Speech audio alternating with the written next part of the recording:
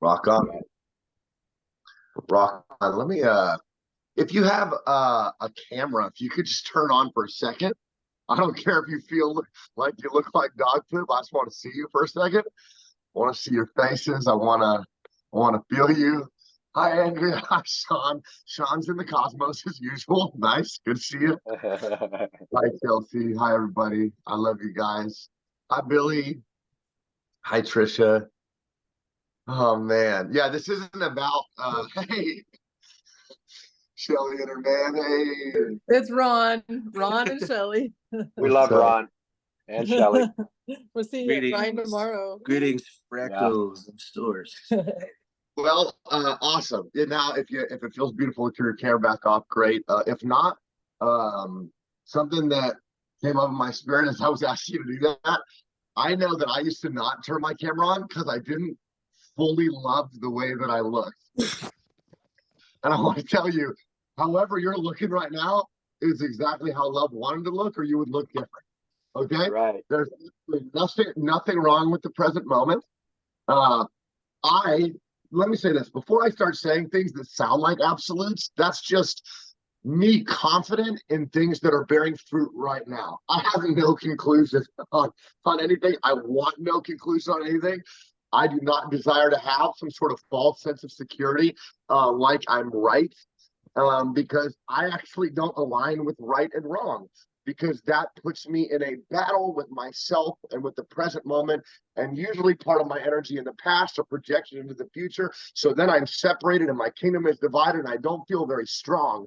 And that just doesn't feel beautiful to me anymore, you know? And so no judgment here. You're safe to judge. You can judge me. I love you. I'm just a reflection of you. And right now, if you've chosen to be here, there's nothing you can really do about that other than run away. But you can run, but you can't hide. So you're going to find another face that might look even different than this, or more offended than you might be on this. And it's okay if you are offended on this. Let me just say that too.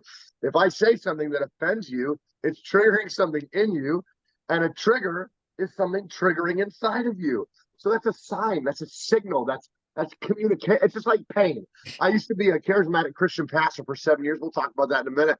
And I used to think pain was a problem. I'm going to tell you, pain's just another signal, me trying to talk to me so I can get, for lack of a better word, more aligned. Okay, I'm sure I'm going to find a greater, word for my lexicon of light when it comes to really just letting go into the flow of love that I am and that we are as one, because that's where everything starts getting fun. Because you are a part of the one, and everything really is a reflection, and that's the mirror game of life, or the mirror game of love. And that's what we're all stuck in, whether we like it or not. But once you go from being a reactor to a creator, that's when everything gets super gangster. Because I used to be a reactor, like life was happening to me, and then I got more aligned, if that's what we're going to say. I just started loving myself more, telling myself the truth, setting myself free, increasing my frequency, saying yes to myself and everything as a reflection or a face or a facet of divinity. And that was the beginning of my heaven on earth. That was the beginning of me no longer calling something a name and a frame and a definition that was limited. Because even now, when I'm trying to say something, the definition inside of it is its operation in my human experience. Because what I have faith in gets to function because of me, because I'm the eye behind the eye, right? The observer effect is, which again, all these laws that I'm going to talk about, they are laws in the human experience, but you can break them still. Like everything responds to the way you look at it, technically, as far as the observer effect. So right now, every one of you are seeing me. Chelsea is seeing me and feeling one thing. Martha is seeing me and feeling one thing. And I am whatever I need to be according to their observation right now, according to what they're aligned with, according to, the level of love or the love lens that they're choosing to have right now. And that's going to determine how whacked they get today. You know what I mean? And I want all of us to get so whacked on the present moment, which is really getting whacked on ourselves, because everything is happening because of the way that we're looking at it. So right now, we just choose as one, so we can have a bunch of freedom and have a bunch of fun with no judgment, to just let go, so that we can all be in the greatest flow of life and love that I'm going to dare to say I've ever experienced, we've ever experience, because right now is the most progressed moment, or the next now that we've ever had. So maybe this is the best, like, even though it might not feel like it. I promise you, I have a lot of circumstances in my life that don't feel good, but that doesn't mean it's not the best. That doesn't mean in this moment, no matter what's in manifest all around me, that I can't have total rest by choosing to align outside of, and I'm not against anything. Please hear this too. This is I would call this kind of like my preacher preface, where I'm like, please sign on the dotted line, these 5 things, and agree to believe in good throughout this thing so it can be good for you, before we start, if you get offended, it's okay. You're supposed to get triggered. Before we start, it may sound like I have conclusion on things, but really it's just confidence because it's bearing fruit right now, but it literally could change any moment. It could change any moment.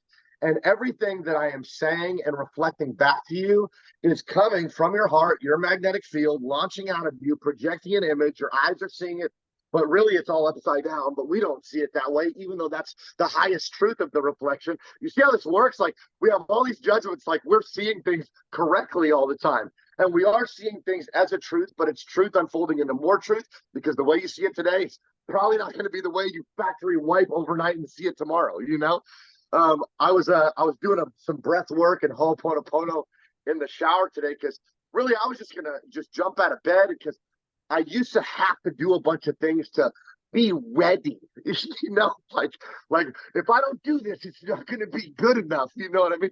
More performance, more religion, more rules, more regulations, instead of just believing that I am the vibration of God that chose to have a body. So let's make this clear right now. If I say something that makes you feel like you're not aligned, or like, you're less than, or you haven't arrived, do not believe that. That is not what I'm saying ever.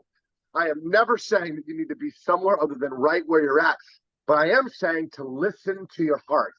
Listen to your heart, because you're calling for you. You're calling for you all the time. Like, everyone's like, God is pursuing you. That's you pursuing you. All these things that we're creating that suck is also us pursuing ourselves. You know what I mean? My greatest wake-ups have been my greatest pains and my greatest perceived at the time failures.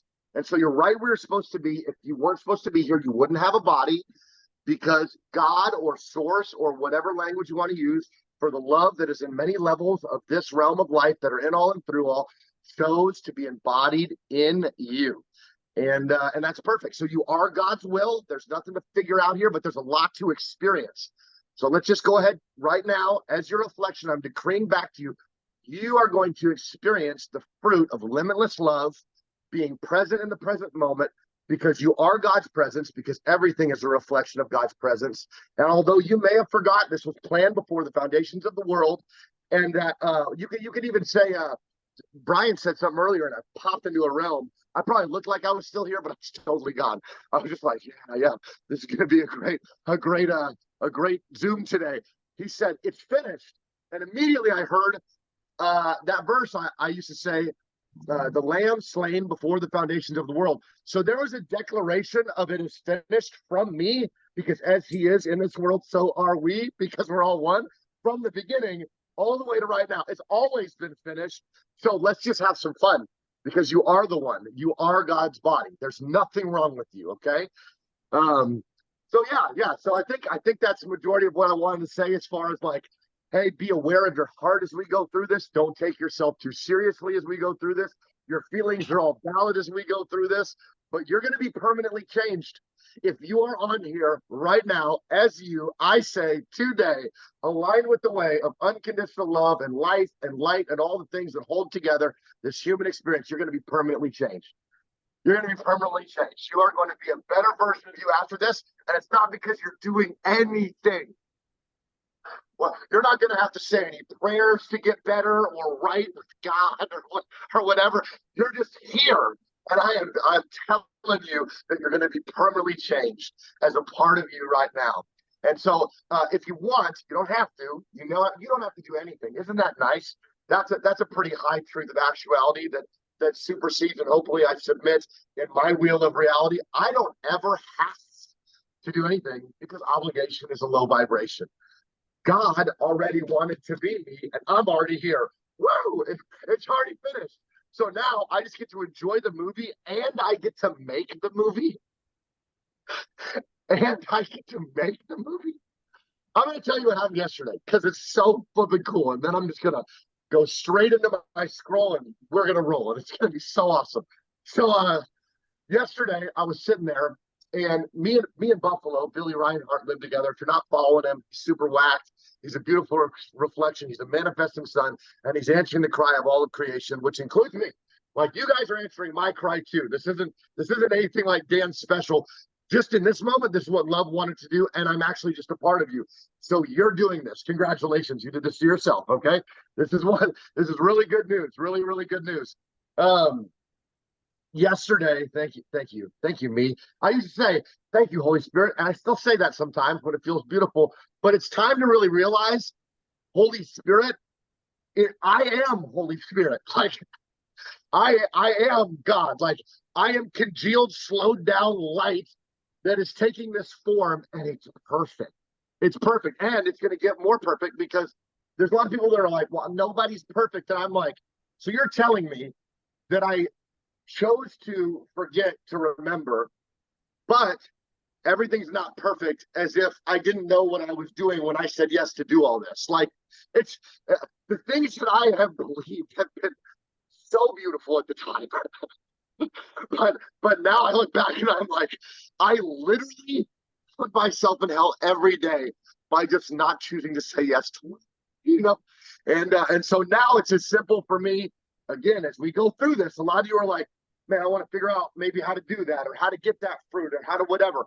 You can't figure it out. Like, you can do your best to maybe practice something that's bearing fruit in somebody's life if it resonates coherence with your heart.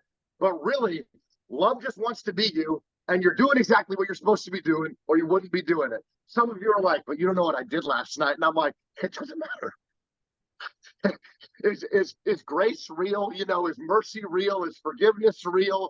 Like, was everything really written before it ever passed? You know what I mean? Because we like to quote that when I was a Christian, you know, because it gave me some sort of comfort. But now it's time to actually align that all of this was planned before time, which means everything is God's will, or it couldn't happen, because everything is coming from one source, which I choose to call love, because God is love. And so there's nothing to fight. There's nothing to resist. There's a lot of stuff to experience. So again, you are going to experience permanent change today. And if it feels beautiful to you, I would love for you to decree as a God and a goddess in a body over yourself, I'm going to be permanently changed by love. Can you do that? You don't have to unmute yourself, but just, I am going to be permanently changed by love.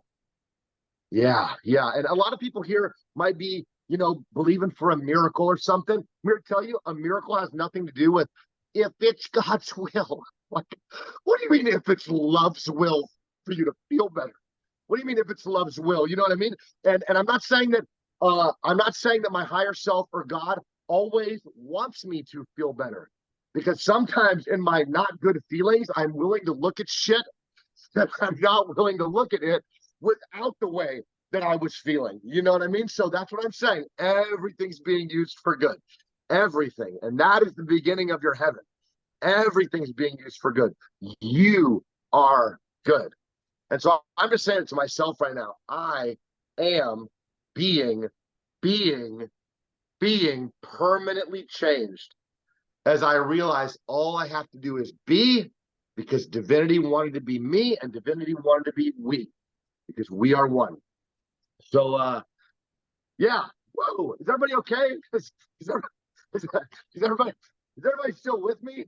And it's also okay to float away too. If it ever feels beautiful for you, sometimes when I talk to other, like, I would call them manifesting sons, which is everybody, really, we're all manifesting sons or stars or lights or aliens, or whatever resonates coherence with you. We're all limitless beings in this body, taking the limits off by honoring divinity, which is our DNA, which is our identity, which is our highest truth of actuality, that shows to have a wheel of reality to experience all of life and all of love.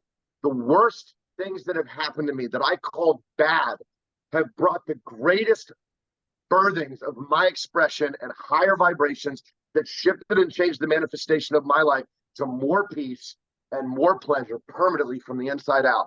I am so grateful for all of those things. And you're going to be too when I get through with you. So, my name is Daniyel Love. I guess you could say my earth name, if we want to make this even more fun for myself, is Daniel Richard Thornus. I was born in Casper, Wyoming. My real dad was a raging alcoholic. His name is John. He now has 17 years of sobriety. He texts me every morning with an encouraging word as a reflection of myself, because I finally love myself. So I found myself through my dad to father myself. And it has been the coolest experience ever, because for 21 years of my life, I thought they didn't want me, when really they loved themselves enough to not continue to hurt me in their addictions. Again, a hard choice, probably feelings of loss and grieving, probably their whole lives. I bet you John and Kimber are still grieving that they didn't get to like raise their child, but they loved me enough, you know, and I ended up getting adopted. And my mom, her name's Kimber.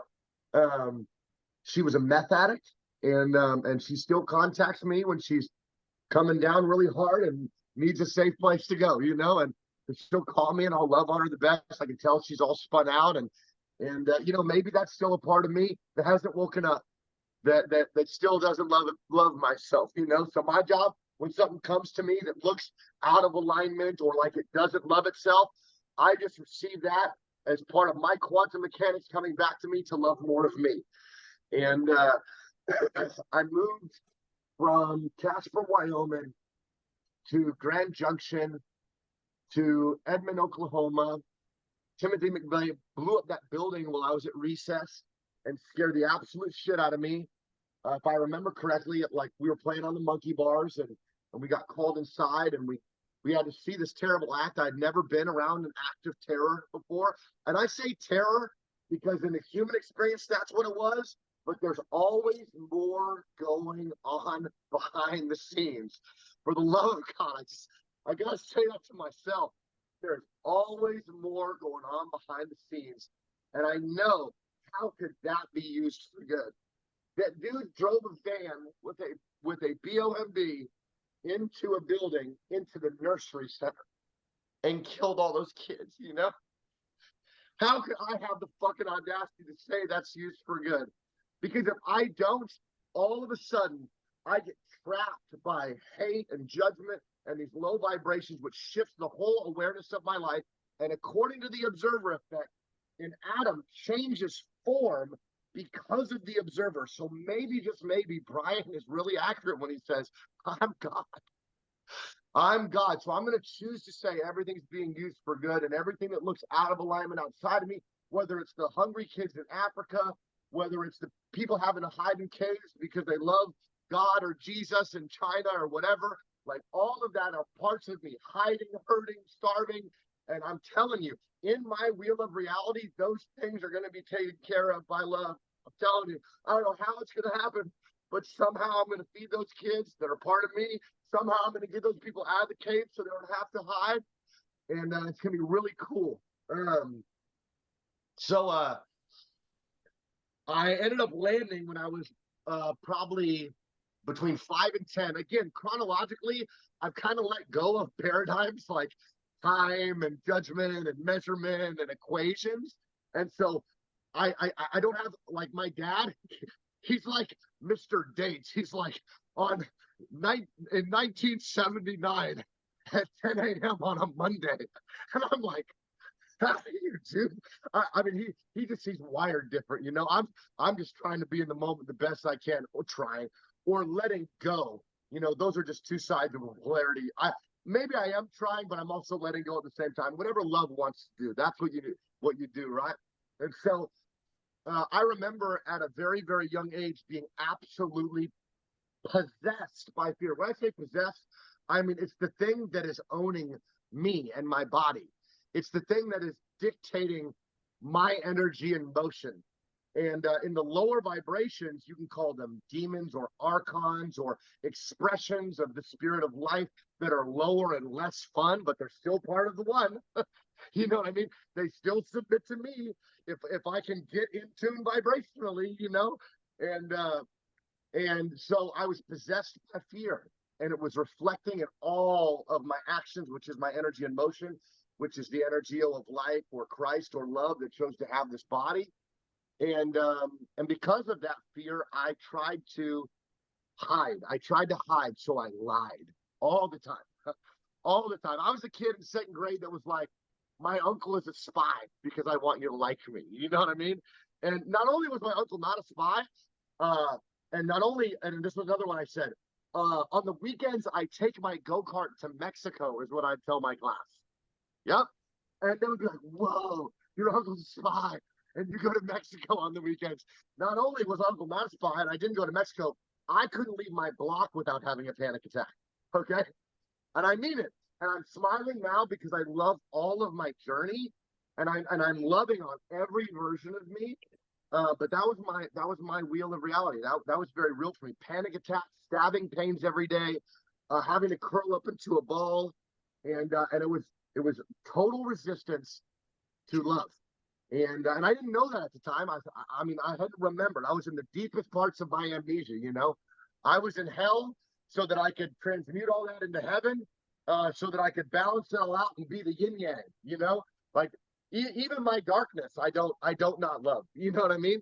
That darkness in balance is one of the greatest parts of my testimony, and the thing that really, really helps humanity in a lot of ways.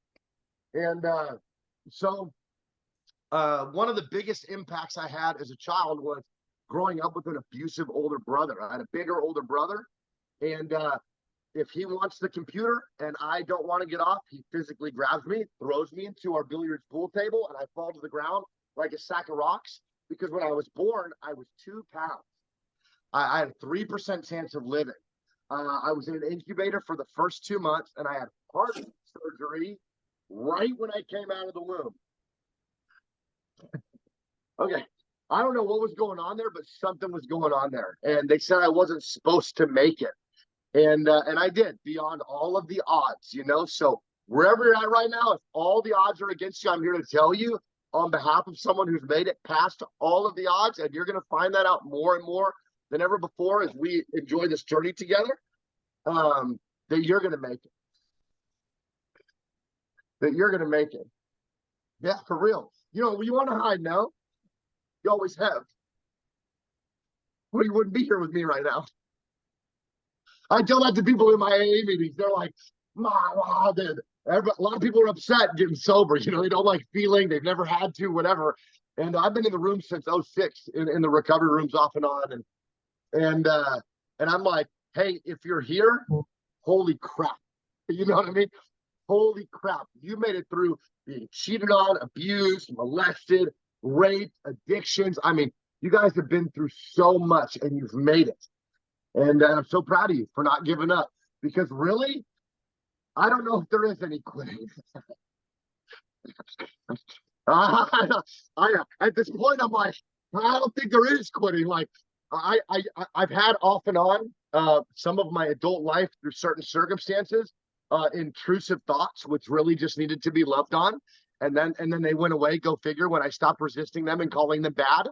You know, the same thing with all of my addictions. When I stopped resisting them and calling them bad and judging them and limiting that energy and motion, when I just embraced them with limitless love, it just ripped that realm and that low vibration to a higher vibration, which changed the manifestation. And now I'm at a place, and I'm not trying to skip steps here, where I don't need anything outside of me. Anything else. I've tried everything outside of me, I promise. You know, every single thing that could feel good outside of me, I've tried. And now I am higher, as you can probably feel a little bit, than I've ever been. You know, like shooting laser beams. I feel like I'm rolling on ecstasy, triple stack MDMA tabs, but really I'm just rolling on me. I'm rolling on divinity. You know, I'm rolling on the fact that I actually know you die, experiential knowledge, not through information, but through actual embodiment and vibration and manifestation, that I'm free and that God wants to be me. And I'm here to tell you, man, that's heaven.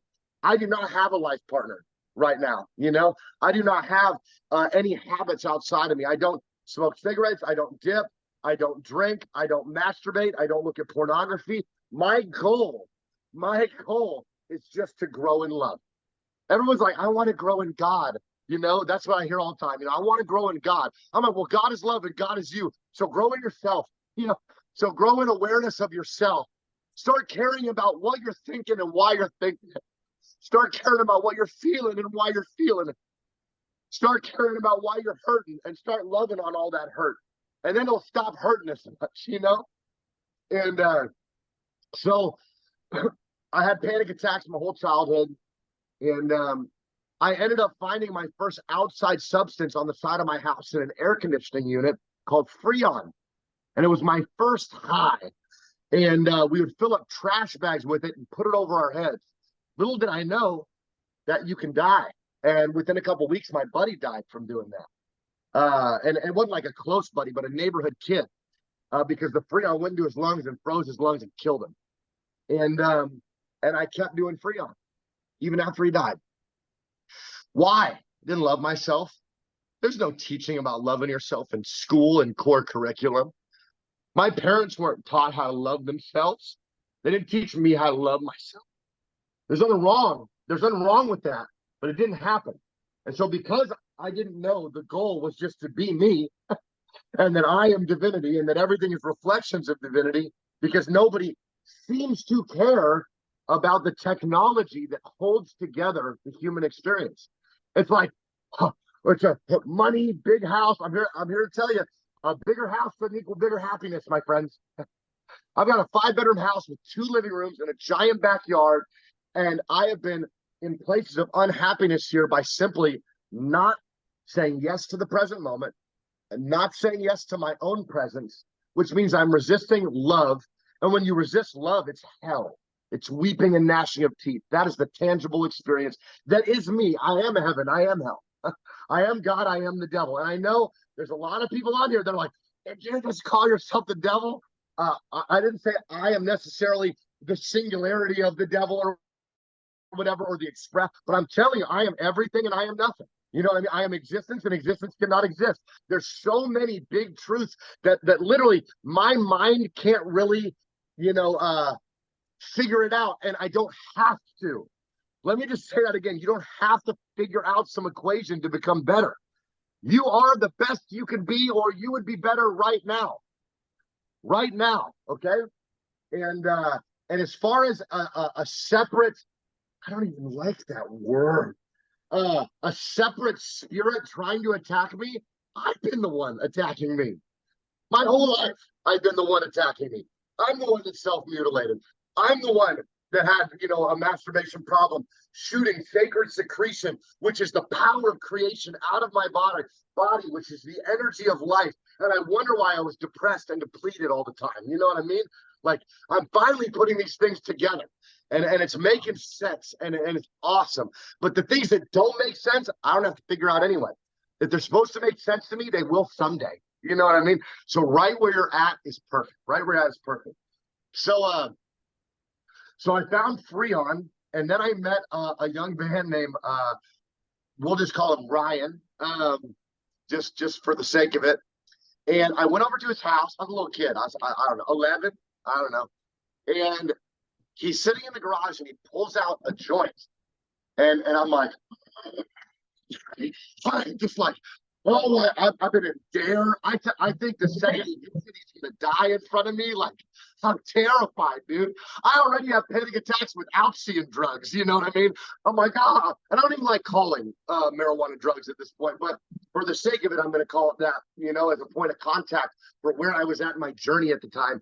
And the lack of a lexicon of life, lack of a language that actually honors freedom and fun, and that we are the one. Which is why I try to not use words like obligation, expectation, condemnation, accusation. All those things are just low vibrations. I don't have to do anything. I don't have to accuse anybody, because everybody's perfection unfolding into more perfection, including Ryan and his joint at 11 years old.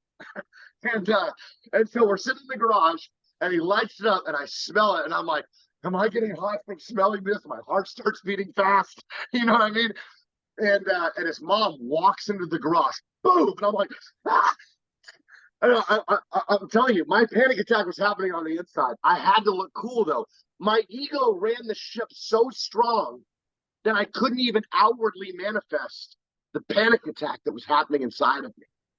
How many times have you taken a form that was not the frequency or the feeling or the energy and motion that's determining your now emotion going on inside of you?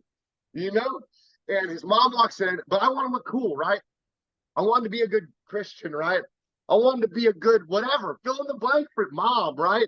You are a good mom. You're the best mom you can be, mom. It's like, God wanted to be a mom. Wake up. Like, you're literally raising a god and a goddess, and you've been thinking that you need to go save the world or convert people to a religion. You're changing it. You're raising a world changer.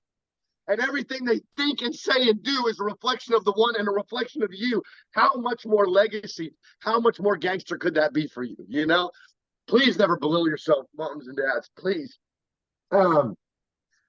So his mom walks in the garage, freaking out. She grabs the joint out of his hand and says, "Don't you ever have weed and not tell me again," and goes back in the house. I'm sitting there, all my paradigms are being challenged. Everything I've ever thought is being absolutely pounded by the experience that I'm having of a mother smoking marijuana. If you smoke marijuana on here, awesome. I love you. I love marijuana. I've smoked marijuana. I've smoked probably most of your body weight in marijuana. Okay. And so it's okay. It just doesn't feel beautiful for me to do it today. Okay. As I choose to try to align with the way of divinity or love or light or life or Christ or whatever language you want to use there, which is just you. And so I don't know what to do with this. I have no idea what to do that a parent is doing drugs, but I'm excited. That's for sure. I'm like, what's happening? Like, new again. That wasn't bad. It was a new experience. That's it. That's all that was. And then another new experience came, and I was like, boom! All of a sudden, no fear. All of a sudden, I was present. I had never had no fear, and I had never been present. Try to tell me in a reality that that's not medicine. I'm sorry, guys. I just refuse to believe something that got me present and took the fear away is not a medicine. It's not a medicine that serves me anymore. I love that medicine, but right now I am my own medicine and you are my medicine. Every moment is my medicine. Every moment is where all of the miracles are, you know? They're not in tomorrow or if it's God's will. It's if you're willing to just say yes, you know?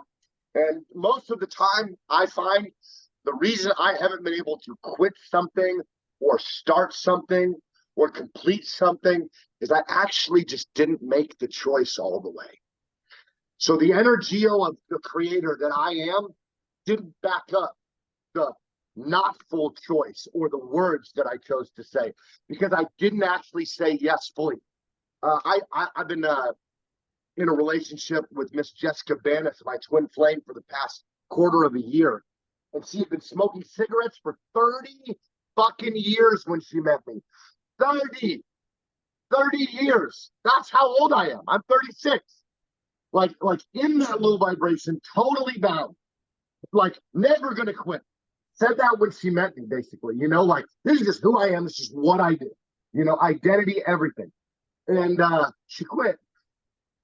And she quit and she had no cravings, she had no withdrawals because she knows she's a goddess. And I'm not saying she didn't know this before she met me, but it just got stronger in the reflection, you know, of that relationship. And she made a full choice as the creator. And from that full choice, all of creation backs it up and then shifts according to your observation, your declaration, and the meditation of your heart, your vibration. And that's God. That's you backing up every choice that feels beautiful to you. So even every bad, I don't like that word. That's tree of knowledge of good and evil. That's duality, which is real. Duality is real in the human experience. Please, if you ever feel like I'm dogging on duality, I'm not. It's a part of the human experience, and it is oneness as well, you know? And I'm not going to get into that. If you want all his teachings, just go listen to Brian all the time, you know? Please, for the love of God, take the time to go listen to that reflection. I did it. It changed my life for forever and for the better.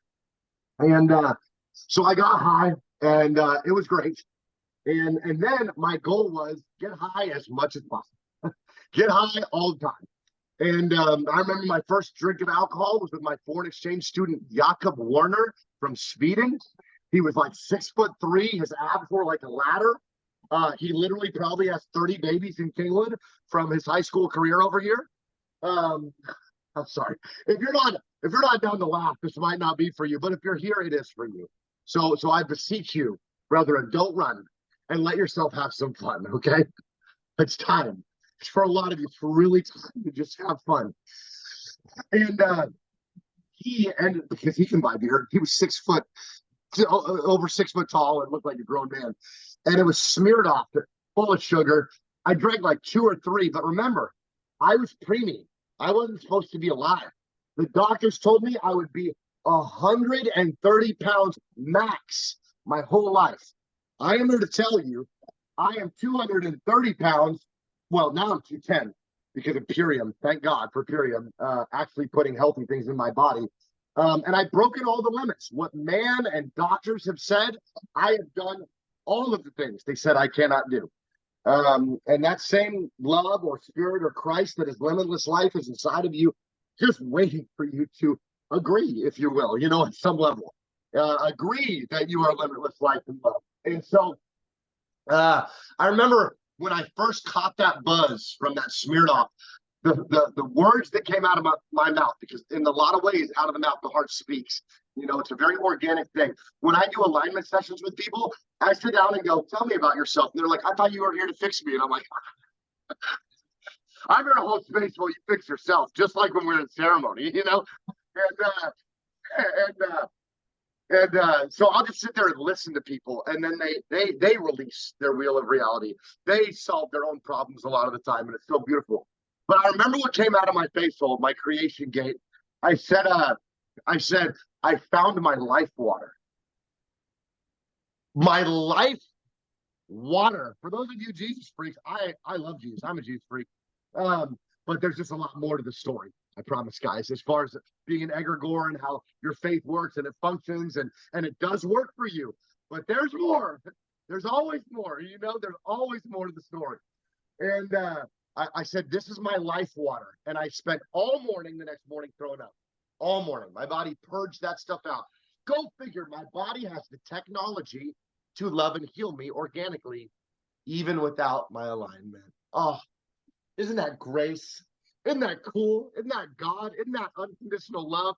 I literally can be in addiction, hurting myself, hurting people around me, and I'll get a cut on my body, and it just starts healing. It just starts. I stepped on a giant piece of glass. I don't know if you guys can see this. Giant piece of glass on the bottom of my foot. Only a couple days ago. No pain. Stand on it. Jump on it. I'm telling you, like, what I believe about things is my human experience. You know what I mean? And so have fun with your matrix, guys, because it's all in your mind. So it's time to give your mind a little bit more time, you know, a little bit more energy, you know? And because it matters. It's manifesting this moment. And oh, man. So I puke. And after school, still feeling like total garbage. I go up to my brother and Jakob Warner, and I go, all right, where's the Smirnoff? And they're like, yo, we just got drunk last night. And I'm like, bro, why can't we be drunk every day? Like, I don't understand. You know what I mean? Keep in mind, I'm probably about 10 or 11 or 12 years old at the time. And they're like, you can't do that every day. And maybe that should have been a warning. It should. That's another one, God. What do you mean should? You should have done that. If I should have done that, I fucking would have done that. You know what I mean? And so all of that stuff, man, I've been washing that out of my language for a long time because my language determines my life and my words frame my world. Because if everything is held together by the power of God's word, and as he is in this world, so are we, because we are divinity, then everything is held together by the power of my word. Okay, so that matters too in a lot of ways. luckily my word carries weight, so things actually change quicker with my declaration from these higher vibrations. But that's like mechanics and technology that I don't really want to just go into. But again, listen to Brian. He talks about all this stuff, and it's really, really good. And so does Sean and a lot of other really awesome manifesting sons that I honor in creation right now that are answering cries of my heart. And I pray that this is answering cries to your heart right now as well, that there's nothing wrong with you. You're already in heaven. What's up? Let's go. Let's go. So I get drunk. I say it's my life water. Why can't I do it every day?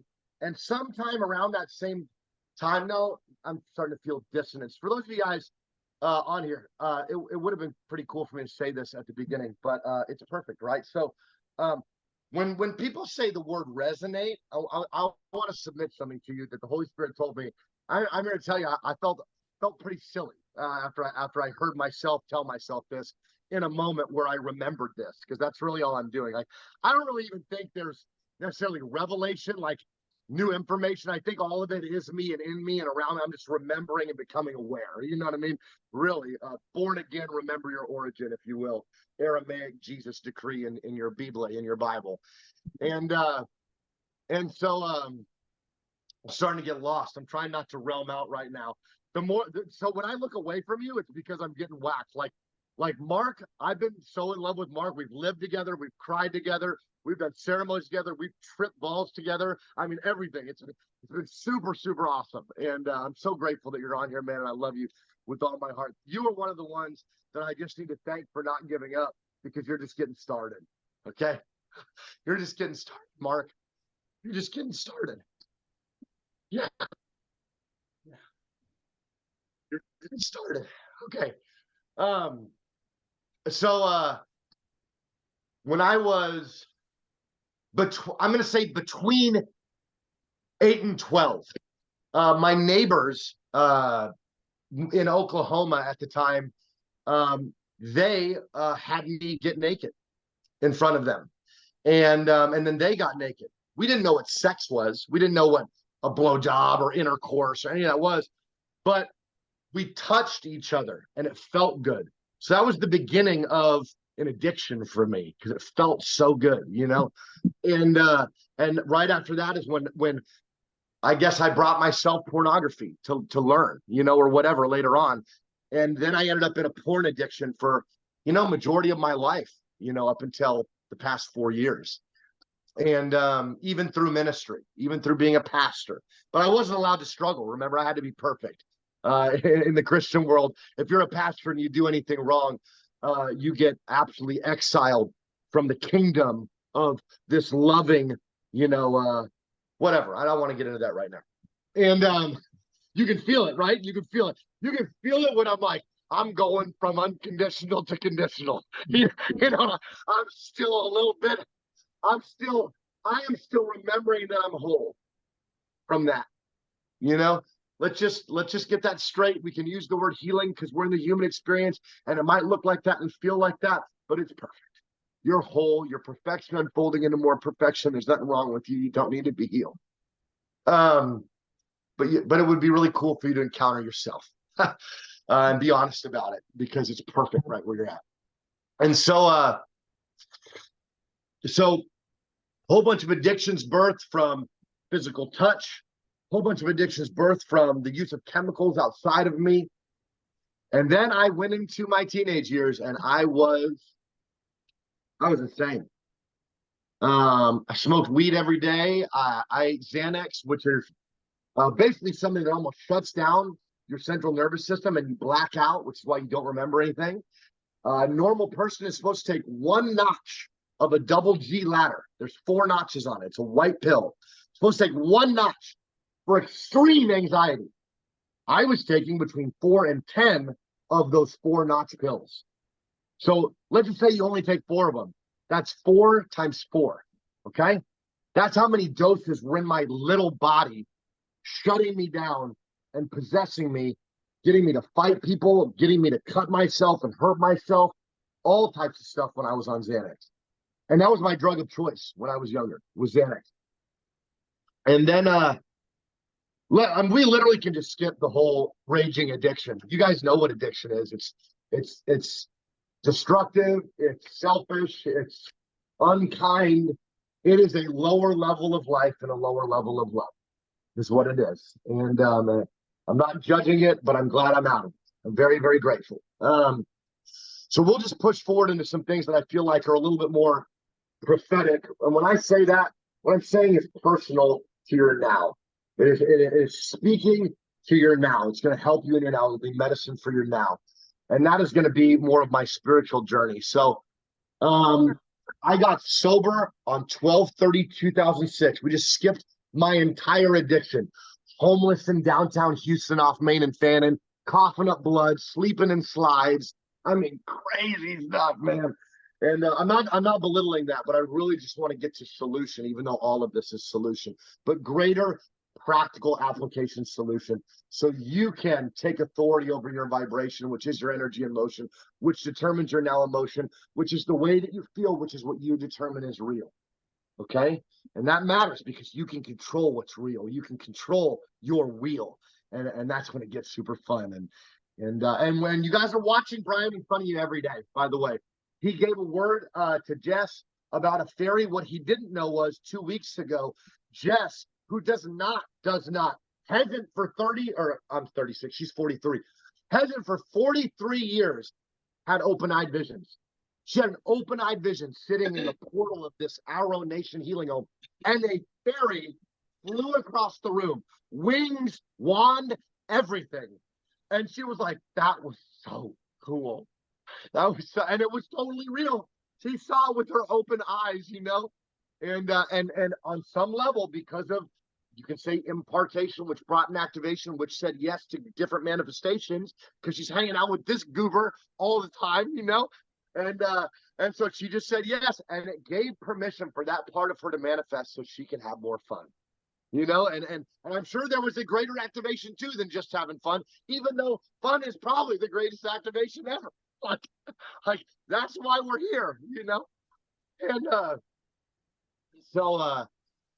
yeah, I survived addiction, thank God. I'm not saying I haven't struggled with addictions off and on until about 4 years ago.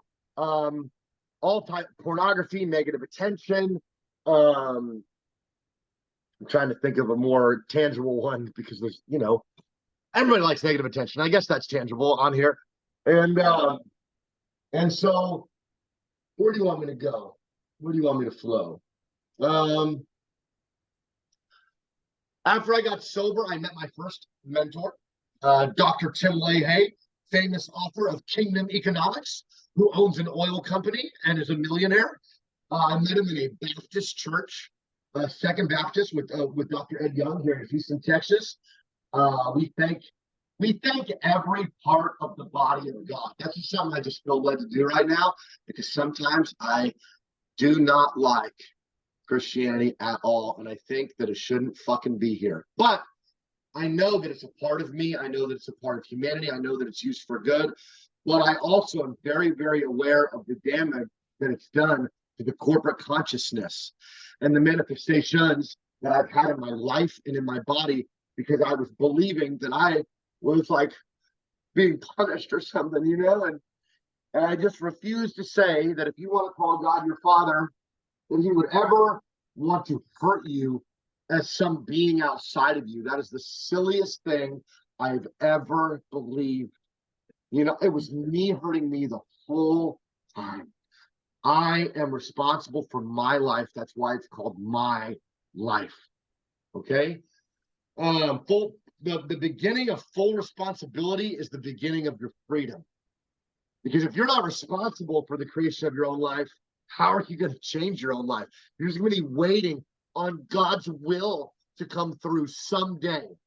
And I don't know if you believe in reincarnation or whatever, but good luck escaping this progress. It's just it's never going to stop. I've been in realms that took me into the future, if you want to call it that.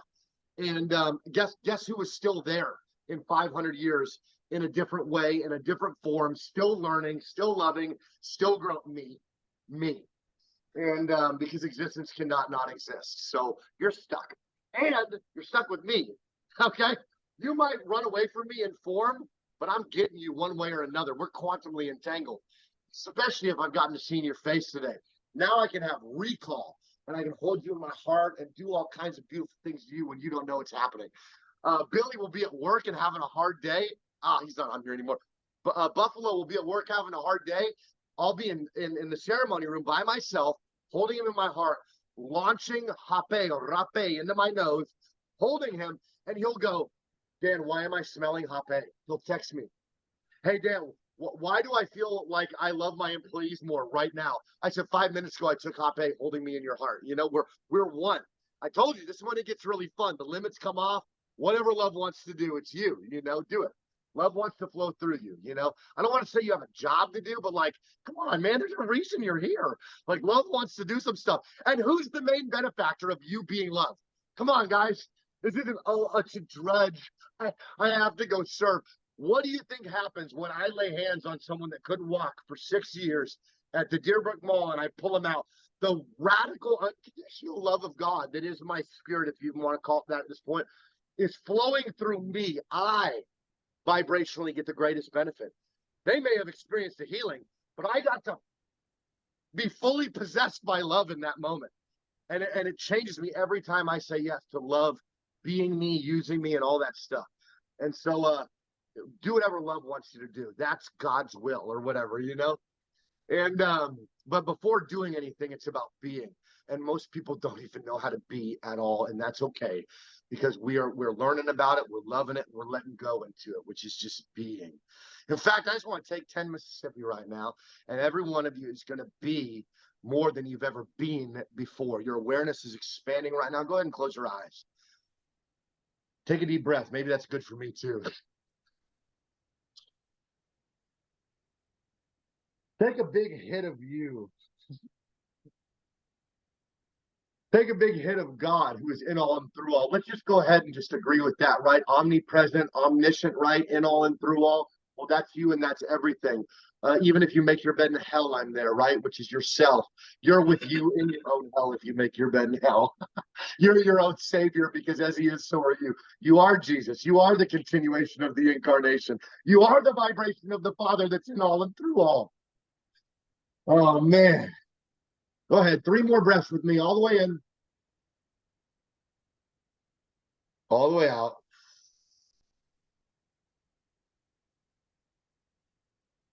All the way in. You are the Ruach. You are the Pneuma. You are the breath. One more.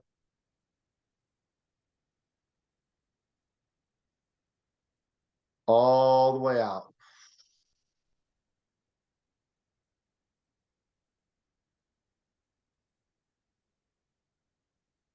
Yeah. Yeah, it's so good. It's so, some of you actually have lost awareness of your pain because you got lost in love, which is yourself. So just feel that. Check your knee. I didn't have any cartilage. Now you do. Now you do. So just go ahead and move your knee. You know what I mean? Pain, again, just needs love. Those addicted versions of you, abusive versions of you, sick versions of you, they just want love. They don't want to be rejected. You know what I mean? Because that's the separation which keeps those low manifestations of the symptoms and diagnosis and things like that, you know.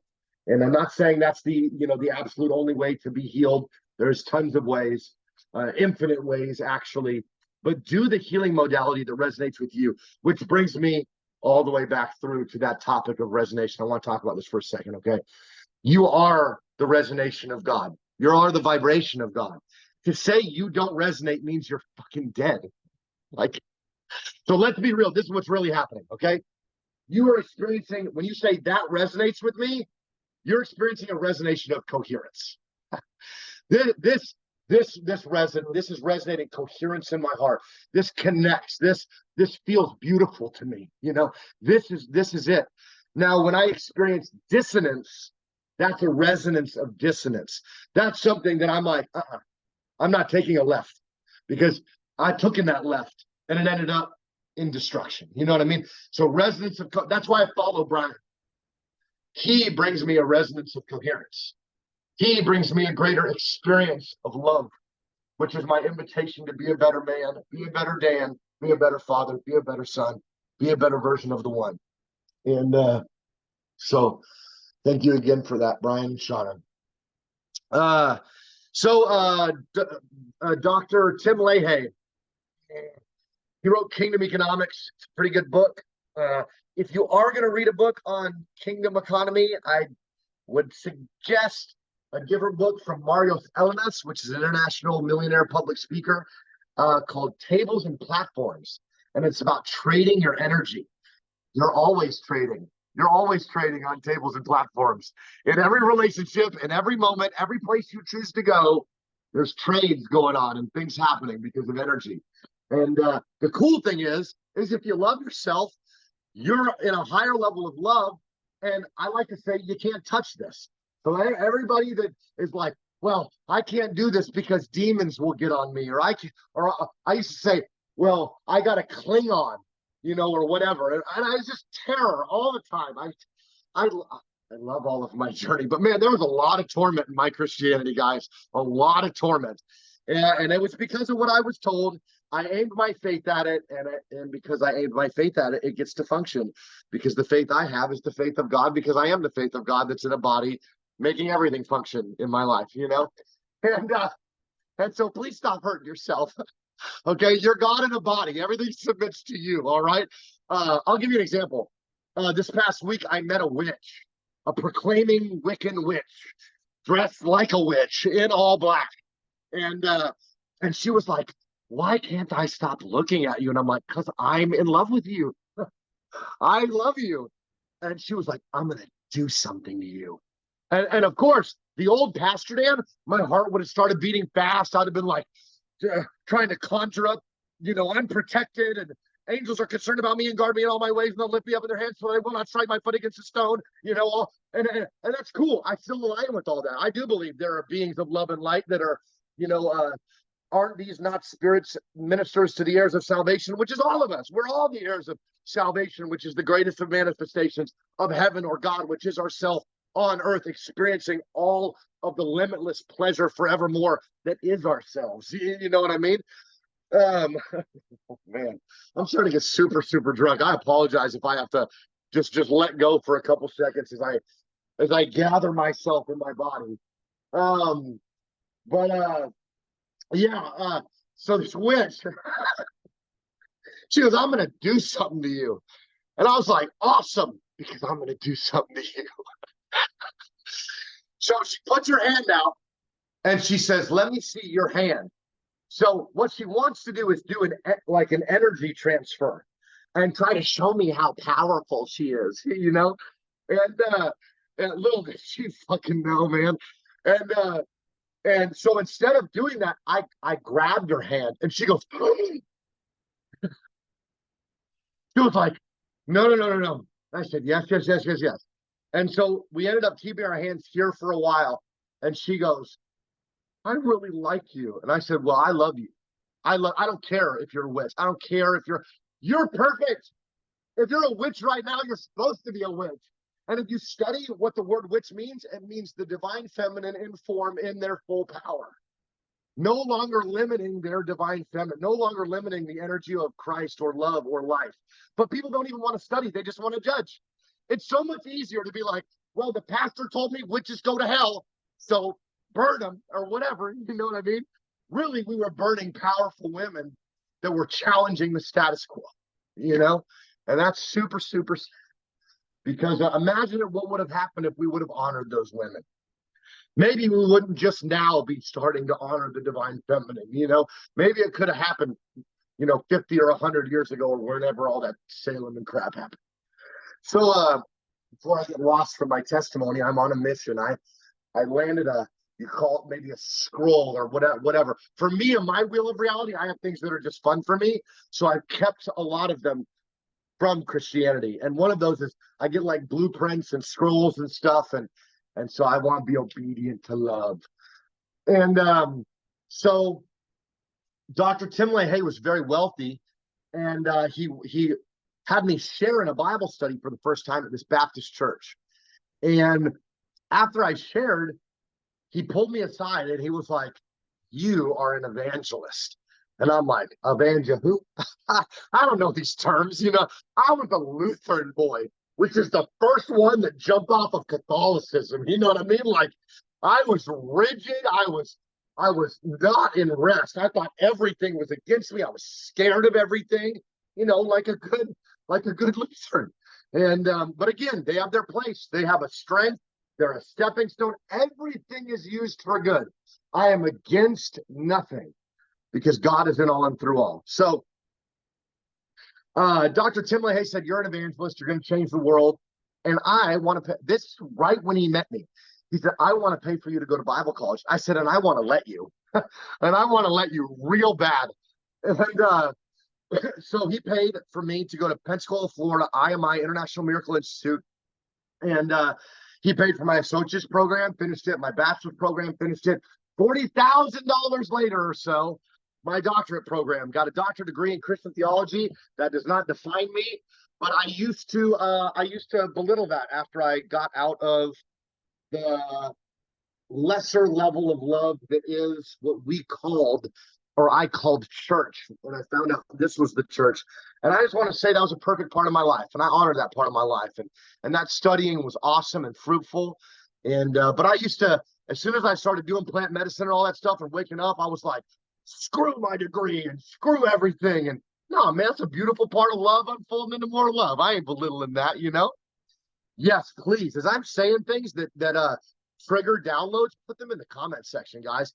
Please, please, please confirm, expound, strengthen, add on to the stuff. You know, if you get a word for somebody while we're in here, say what the word is. Let them read it. Maybe they'll attach their faith to it and they can start functioning in their life right now. You know, because we're all one. This isn't just about me. I just happen to be the one talking right now. You know, so I did that, and I did that for 6.5 years. I finished that 8-year degree, and it was intense. It was really intense, and man, you can imagine what happened to the pride and ego after that. Though I was like, ah, I am the one, but I thought I was the one in a less fun way. You know what I mean? I thought I was the one with the only good revelation. You know, and I was unashamed to tell people how wrong they were all day long, and although we had 2,500 confirmed medical miracles, including stage 4 cancer being cured instantly by love or whatever, you know, I definitely missed a lot what could have been, but it was perfect, and I know it was used for my good.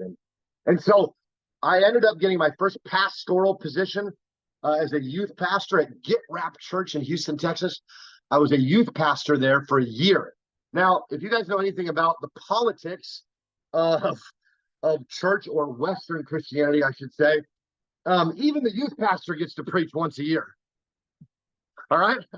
And really, it's every quarter that they get to preach.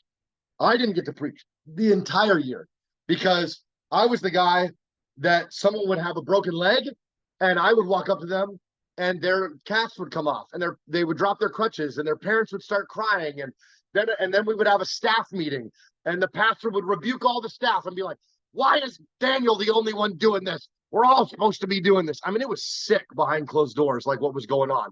And so one day I walked up to the senior pastor and I said, I feel like the Spirit, the Holy Spirit has given me, if there's one Spirit in all and through all, what Spirit isn't the Holy Spirit? What an absolute joke. Like, talk about thinking we're better than people. God darn it. It's 11:11 where I'm at, by the way. Bam, bam, bam.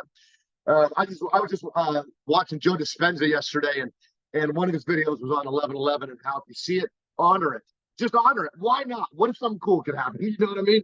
And so I just honor that right now for all of us.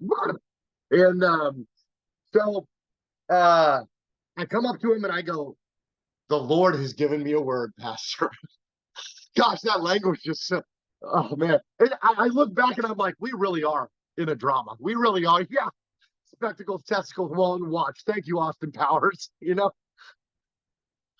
Oh man. So if you haven't seen Austin Powers, you have successfully cheated yourself. You can go ahead and redeem what was stolen from you and go watch that movie, okay? We have fun with scripture and promises too. Is that all right? Okay. So I said, I want to give a word to the congregation, to the whole body. He goes, and it almost looked like it was a burden. to him. You know what I mean? And and he goes, well, you can do it Sunday night because Sunday mornings are mine. And I was like, huh.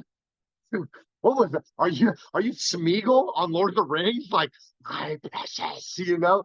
And really it is. That pulpit is their precious. It is the thing that makes them who they are instead of them being perfect apart from that, you know? And but I thought I got good once I was a pastor, you know, and what a joke. I've been good for forever. And so have you. And voice be strong. Um so I do what every good Christian does. I fast, man. I get everything out of me. So all of my, I didn't know this is what was happening at the time. So all of my energy could be focused on the potency of what love wants to do on Sunday night, you know? And it has nothing to do with a lot of the stuff that I used to think it did. But the fullness of who I am as a creator, being aimed at something so it can just be super gangster, like I might have done here for you guys today, because I'm in love with you too. And so Sunday night rolls around. There's no air conditioning. None. It broke right before the service. The air conditioning broke. And the senior pastor is furious. I mean, it's so funny. This dude that's supposed to be sent from God, which we all are, wake up. Like, we're all sent from God for everyone. Okay? Not just a pastor behind a pulpit. You. And your sermon is your life, by the way. Like, God dang it. I'm not, you know what? I want to say this. God damn it. That's not what the Lord's name in vain means. That's not what it means. You're the Lord's name in a body. Brian is the Lord's name. Chelsea is the Lord's name, you know? And not thinking that you're valuable is the Lord's name in vain. Not thinking that you're perfect. Not thinking that, you know, God is in control, you know? So the air conditioning goes out. I'm so happy this is recorded. I'm going to send this to my parents. I'm going to send it to everybody. And it's going to be awesome. And they're going to trigger, and some of them are going to truth immediately. It's going to be great. I'm going to actually send it to my ex as well, the mother of my children. And we'll talk about that here in a minute. So, wow, man, I'm feeling so much stuff right now. I just want to honor it. Please, when you feel something, honor it. Don't ignore it, you know? I still have a lot of, I don't want to say a lot. That doesn't resonate coherence. Immediately, I felt dissonance when I said a lot. You want to know why? That wasn't my truth, okay? That's why I experienced dissonance when I said that. Be aware of that stuff, guys. Be aware of your heart. There is still hurt from losing, co-creating what needed to happen that was perfect for me in losing what I thought was going to be my little family. Humanity's my family. I know that, but like the one I walk with in this home. And so I just honor that, and I continue to love that hurt into healing, quote unquote. We already discussed that, guys. I don't need healing whole, but I'm remembering. So, fuck. And sometimes you need to yell. Sometimes you need to, that energy and motion is there for a reason, okay? It's not to be ignored. Yell if you need to. Hit something if you need to. Just don't hit a person, okay? Go hit a pillow. I've hit everything else. It's not fruitful, I promise. I've had to repair holes in walls my whole adult life, okay? I think I'm done, okay? I think I'm done. We'll see. But if it needs to happen, it needs to happen, baby. So don't beat yourself up. Well, I shouldn't have done that. Get that out of here.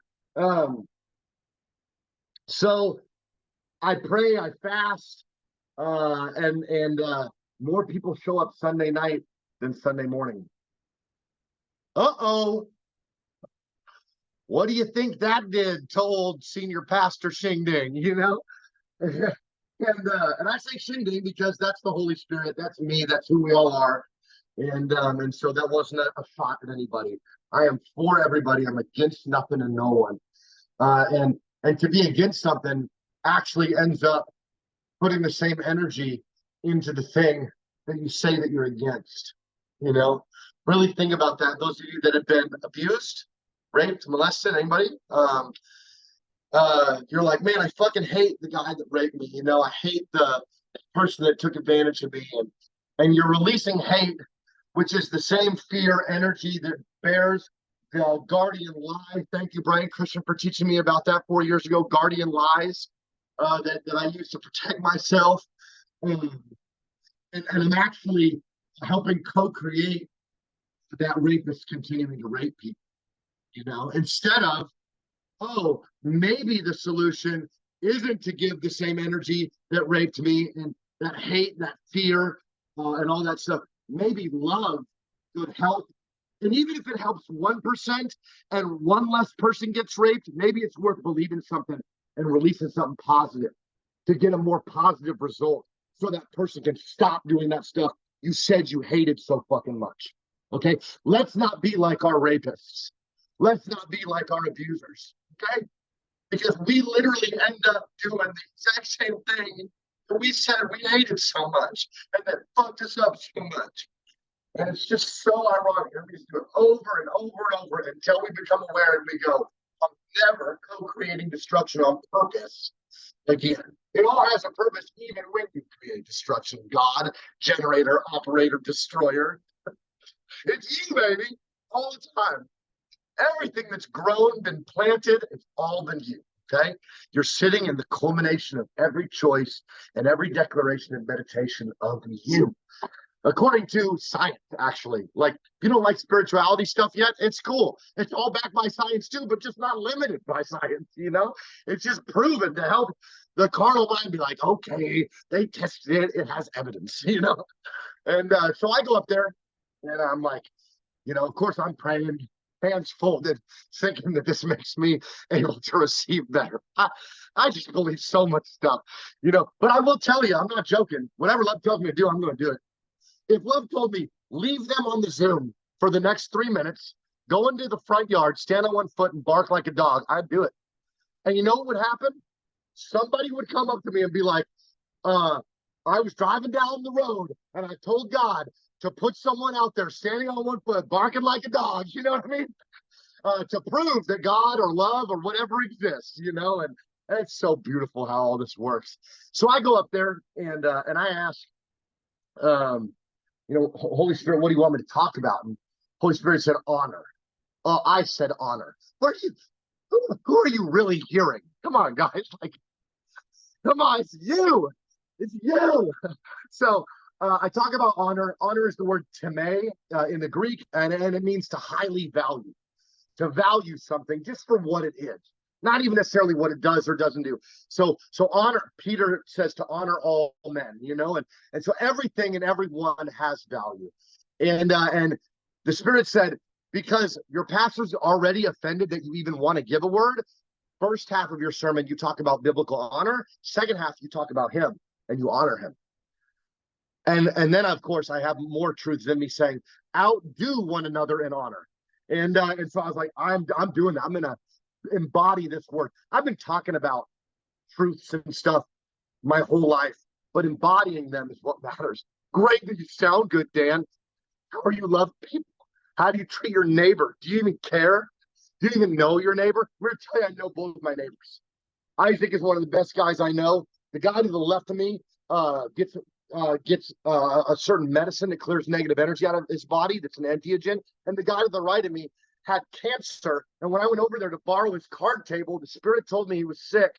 Me and his wife held hands while she was crying. And a week later, there's a big sign that him and his son painted because he's cancer free. And it said cancer free with a big line through it. It totally cancer free a week later. So you're the solution to the pollution, okay? Go ahead, pray all day if you want. But maybe going out there and being love, being yourself might be why you're here, or you wouldn't be here, You can stop playing that game, unless it feels beautiful. If you want to stay in a prayer closet all day long and not go out there and change the world and love yourself and have a bunch of fun, that's up to you.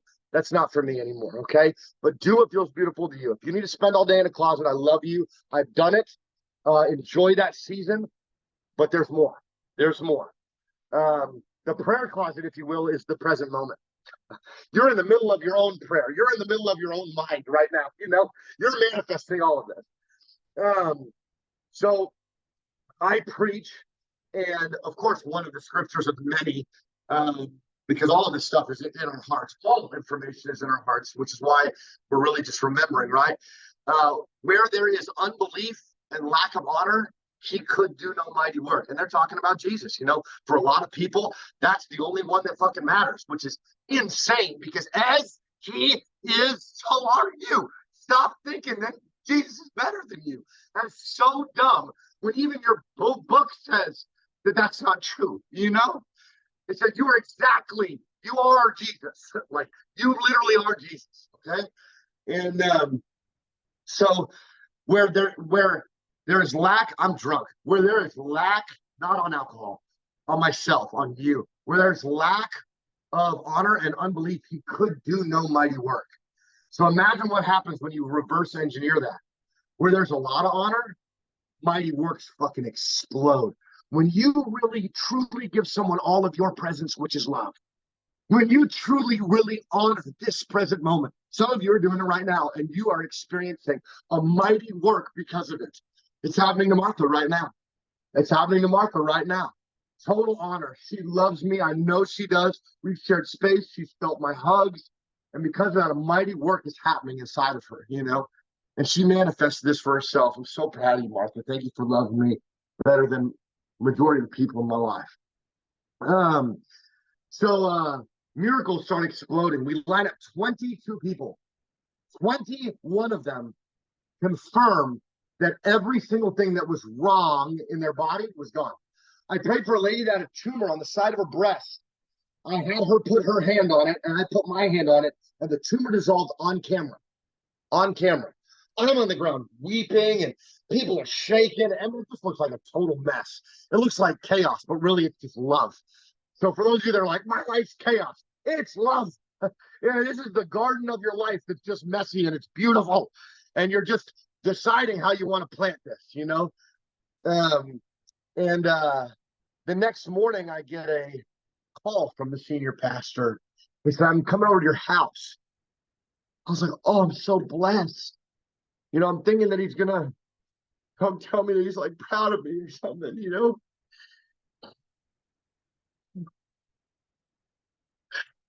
And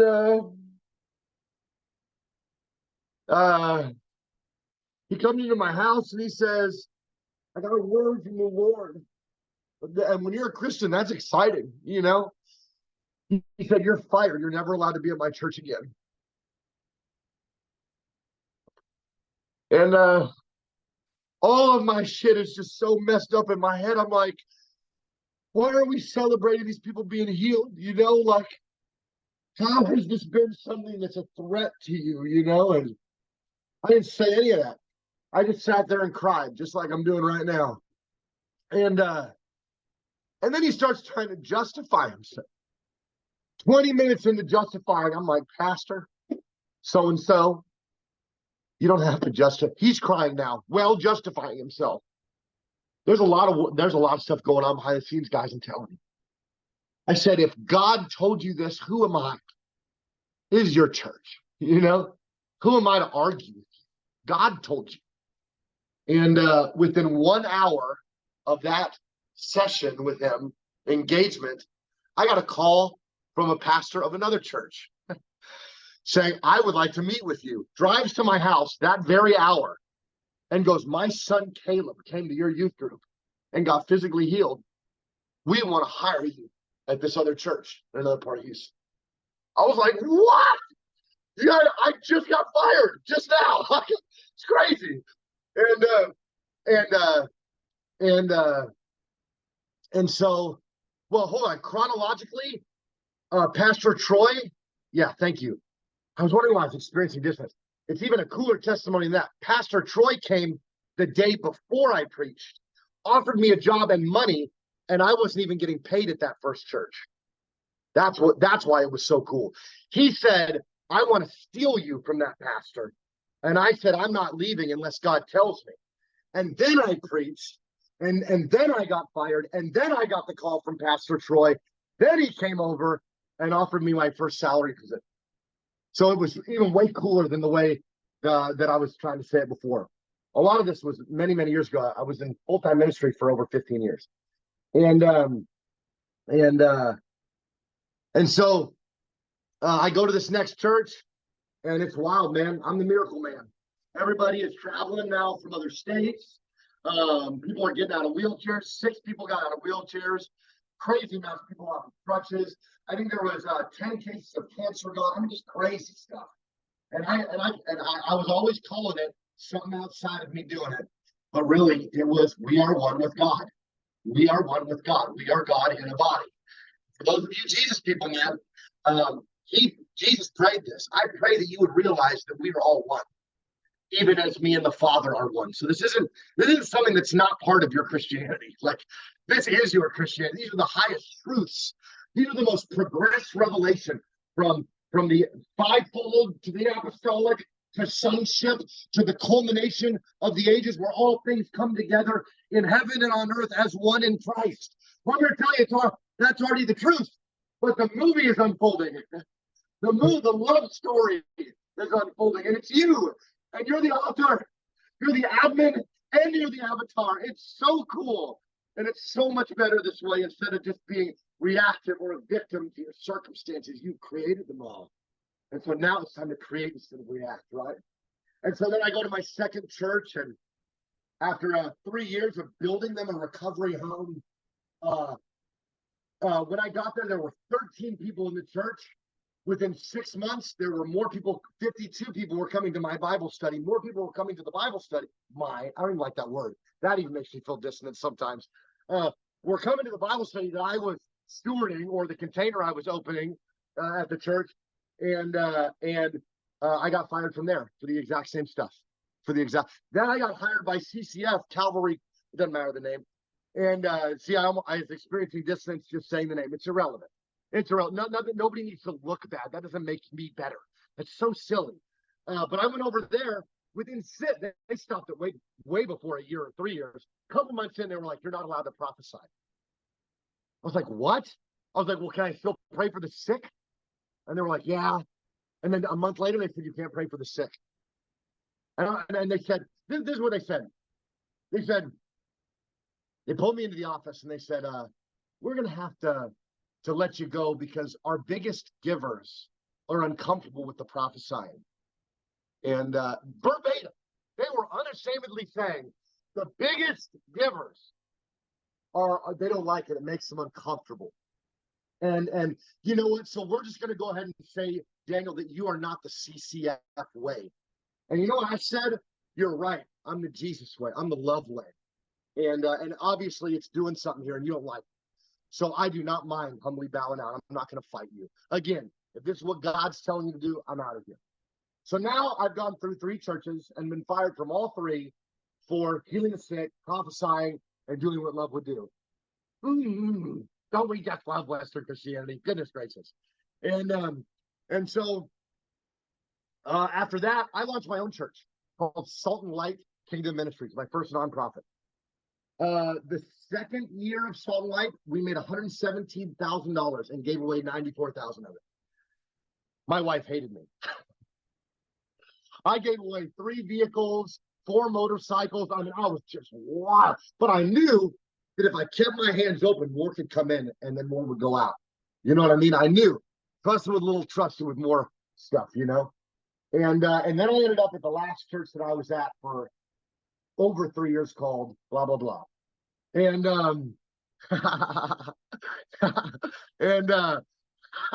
I go there and it is just revival. I mean, it is just whack. Everybody is just rolling around the services. One time I had a service and I preached for an hour and a half to 2 hours. And then the Spirit goes, "I want you to preach until Pray USA at 7 p.m. tonight and invite the congregation to sit with you." That's 9 hours almost of preaching. I had no notes, no book in front of me. And I just flowed for the entire time, all the way till Pray USA. Everybody that had ailments in their bodies got healed in that service. It was wild, super wild. And so I stayed there all the way through Hurricane Harvey. We housed like 50 people in the church. I mean, it was a beautiful experience. Definitely a lot more fun or positive. That's the word we want to use than the other ones. And at least as far as my personal experience, whether that's what matters more than all those people being healed or not, I think everything matters 100%, or it couldn't have mattered. I think that resonates coherence with me. And so I end up sitting down. There we go. I end up sitting down in a staff meeting with the senior pastor who said after a certain amount of years, he was just going to give me the church. He said, I'm over 70. I needed someone young and on fire.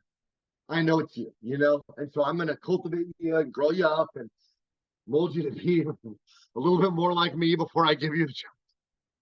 That's really what was happening. Let's just be honest, okay? We can laugh at it. It wasn't bad. It wasn't whatever. It is what it is. And well, we're doing this years into me being a pastor. The staff meetings are just me and him. We're the only two pastors. It's a huge church too, like a giant building. And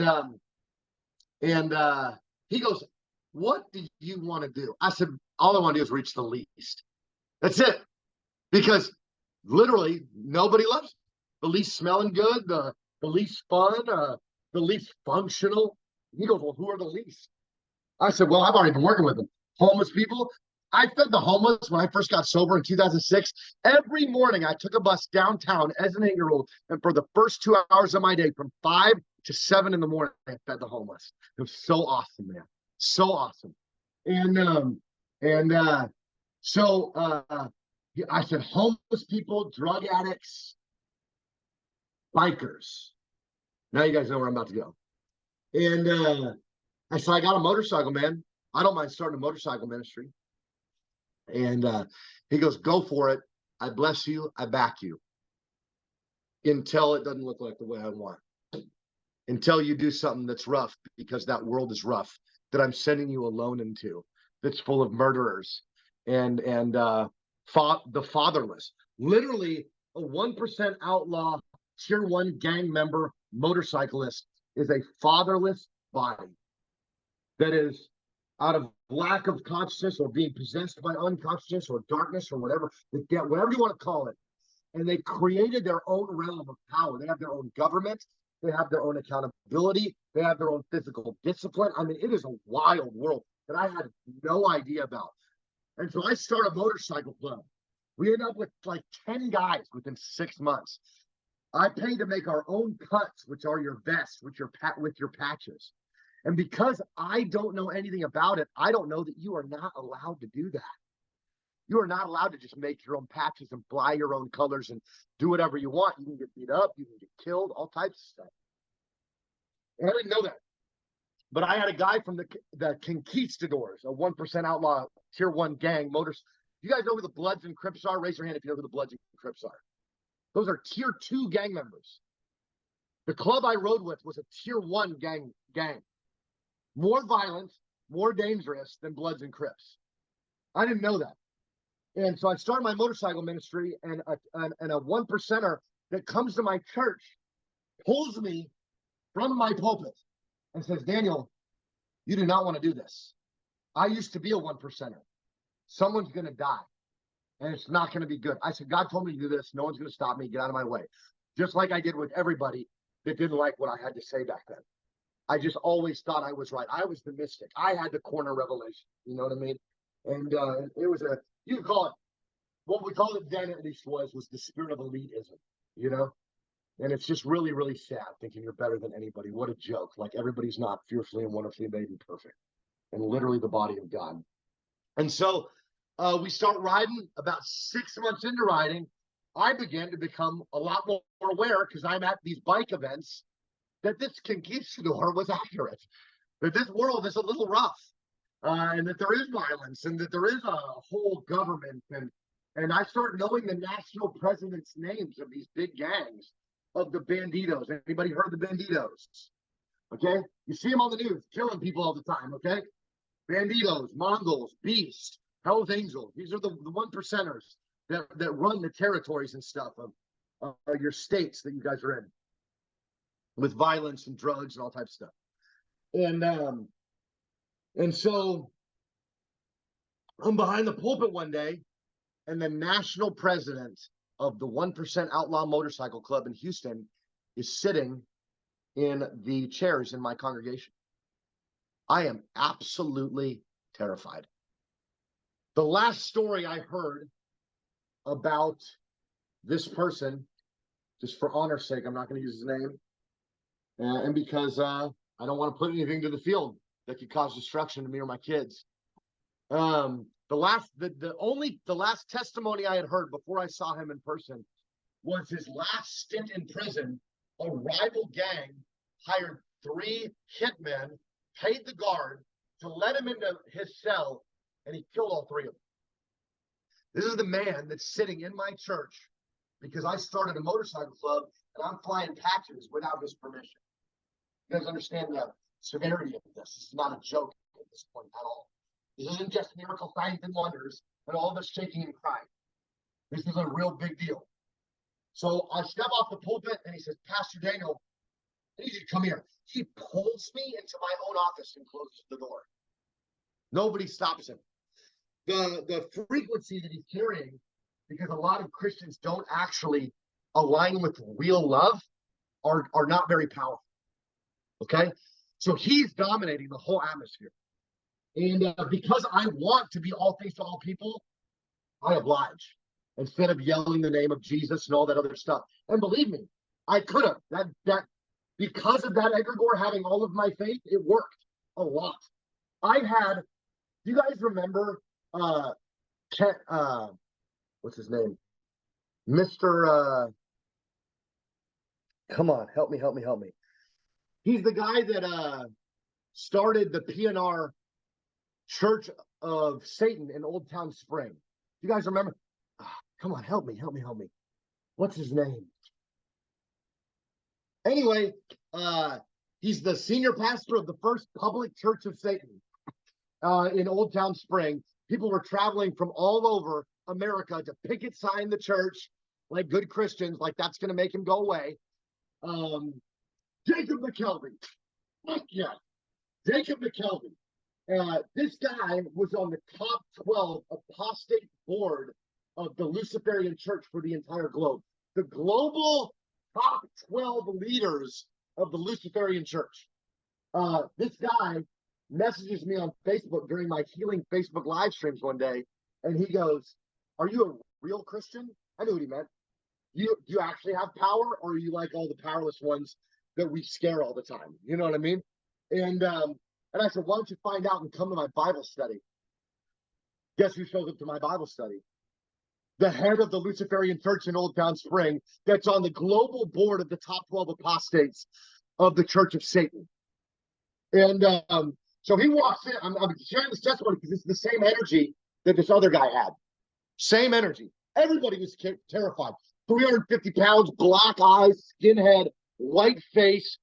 All of the little prophetesses and prophets were like, Pastor Daniyel, he's got a legion. And I'm like, we're where he's supposed to go. Like, we're the ones that are supposed to love that legion out of him, or whatever you want to call it at the time, you know?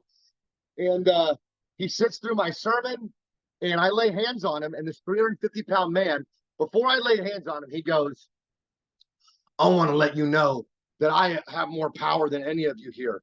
My mentor, Dr. Tim at the time, said, Pastor Daniyel, lay hands on him. I lay my hands on him. His 350-pound body flies back into our sound booth, almost breaks our sound booth. And he stands up and he goes, I have never felt power like that before. He repented. He shut down his church. He dug up the bones that he buried around it. He made amends to all of his neighboring businesses in Old Town Spring. And then he started his own ministry called Exposing Darkness.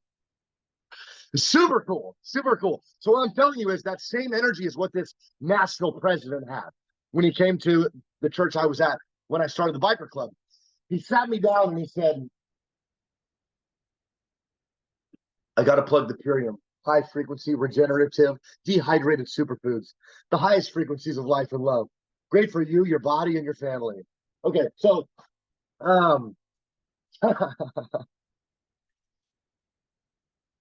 so I also have pineapple juice next to it because I really love pineapple juice. So he sits me down and he's like, you know why I'm here? I'm like, I mean, I can guess. You know what I mean? He goes, who told you you could start a fucking motorcycle club, Daniyel?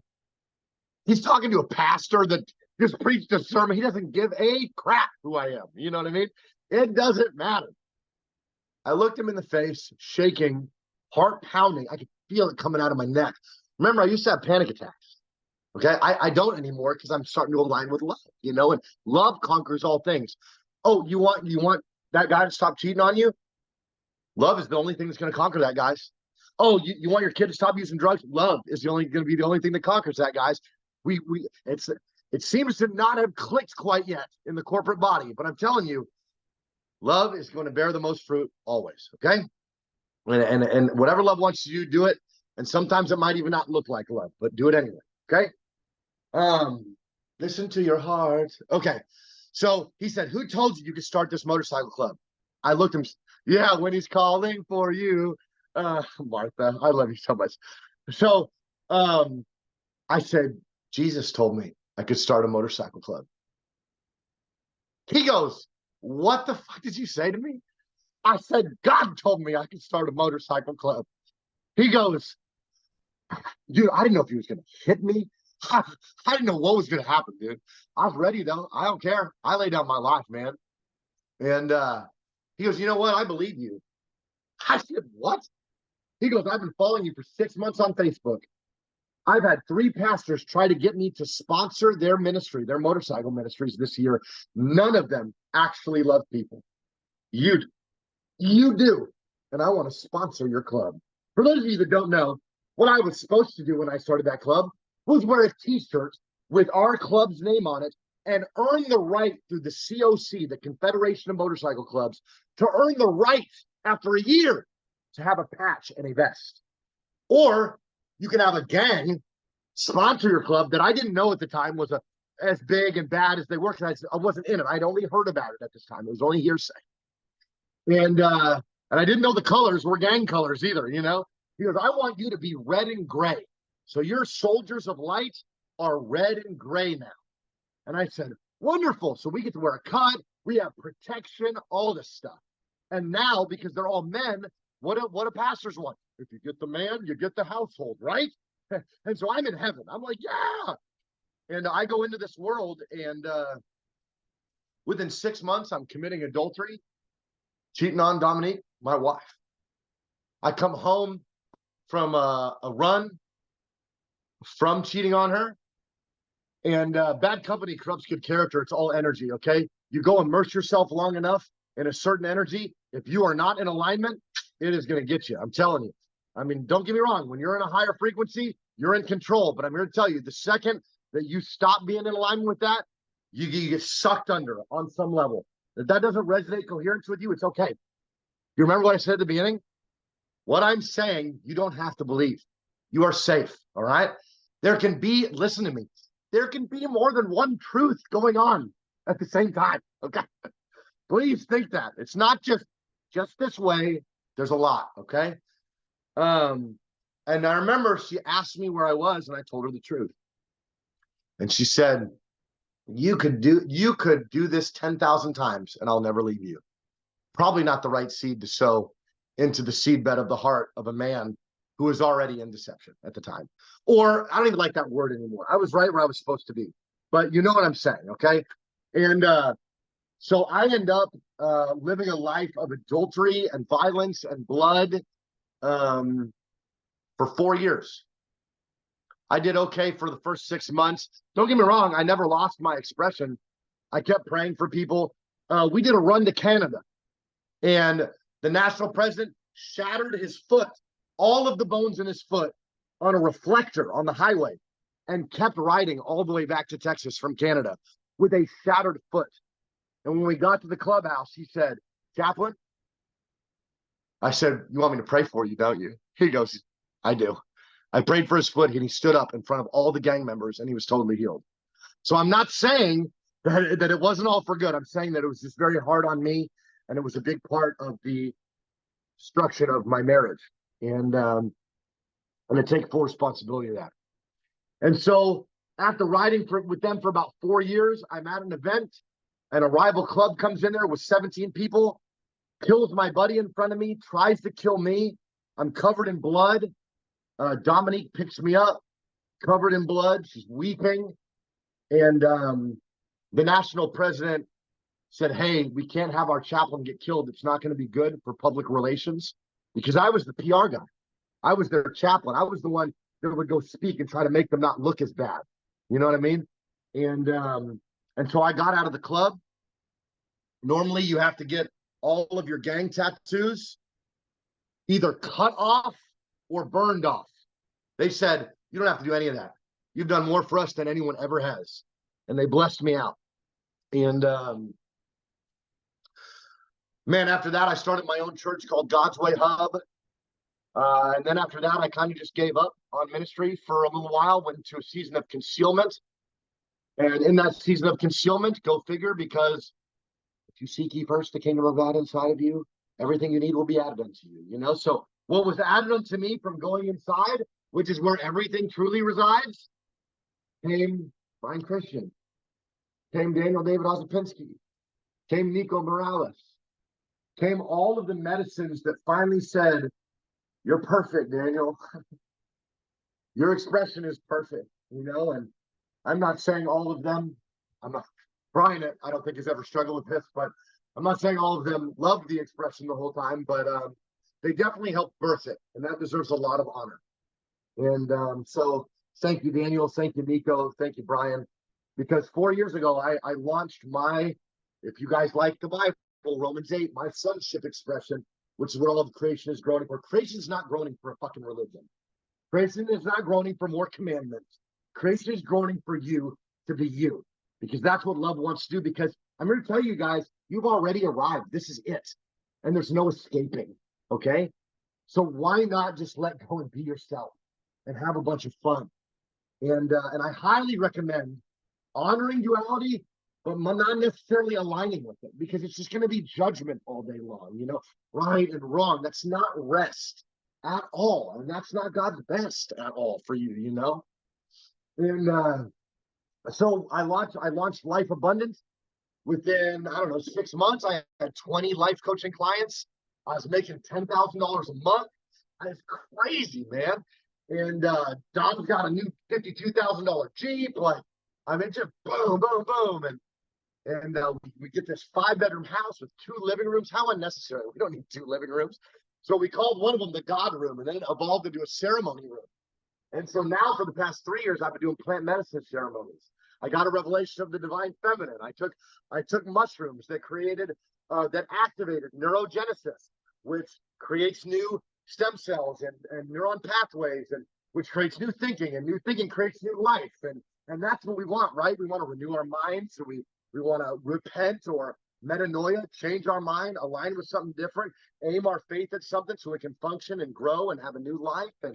And so now that's what I've been doing now for 3 years, done over 300 ceremonies in 3 years. Never had anybody be like, that was shitty, ever. Not one. Not one. Every single one of them. The medicine knows exactly what it's doing. The medicine loves us way more than we probably love ourselves at this point. You know, maybe someday we're going to love ourselves as much as Mother does, but Mother Nature. But I don't know if that's soon or what. But that medicine literally does the work for you. I mean, there's nothing you can do about it. You put the frequency in you, and you have to let go. And if you don't let go, it makes you let go. And if we can be really honest, when we actually let go, that's where we actually grow. Do I actually grow if I'm still in control? No, not much, at least. And so, yeah, I've done, I don't know, I've probably eaten 500,000 grams of mushrooms over the past 3 years. I'm at a place right now where the spirits told me not to put any medicine, outside medicine in me, and just to be my own medicine. And when or if I need a big jump start for something, I know that I'm going to take more medicine. I've been hosted by a kingdom couple on here, and they healed me, Trisha and Jonathan Chandler. I was in the greatest depression of my adult life a year ago, wanting to kill myself. My power was off, and Jonathan signed up for a ceremony, not even needing a ceremony, because I couldn't pay my fucking light bill. And just having faith, you know. And he sits in my ceremony room, no AC, no lights, and the cry of my heart manifested him, and he saved me. And since then, it's been the most violent awakenings I've ever had, rapidly. And I have manifested to myself an acceleration of reflection and medicine that have got me to a place where I literally want nothing in this temple at all, unless it is 100% what love is doing. And for those of you that know me, I love all that stuff. I love getting drunk. I love getting high. I love it all. I love everything that can give me intense feelings.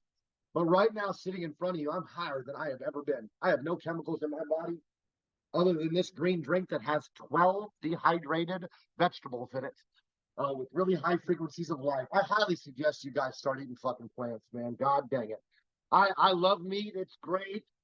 But there's some about putting living things in you that aren't dead that makes you feel a little less dead, you know? But do I still eat meat? Yeah, I do what love tells me to do.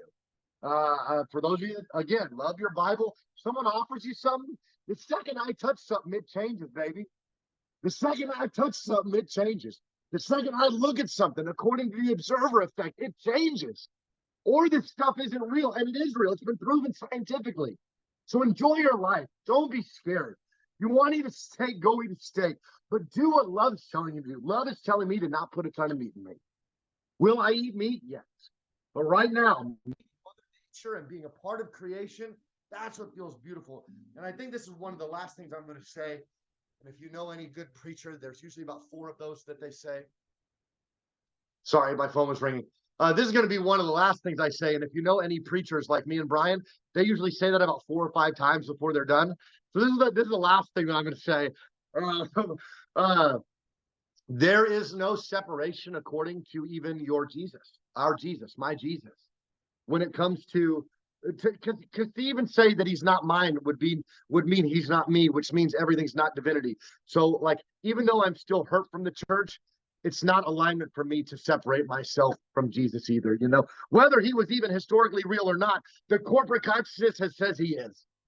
And so because of that, my faith is there, and sometimes it bears fruit, you know, and so I just want to tell you that everything that is outside of you is a part of the Creator, and everything that is an expression of the Creator is creation.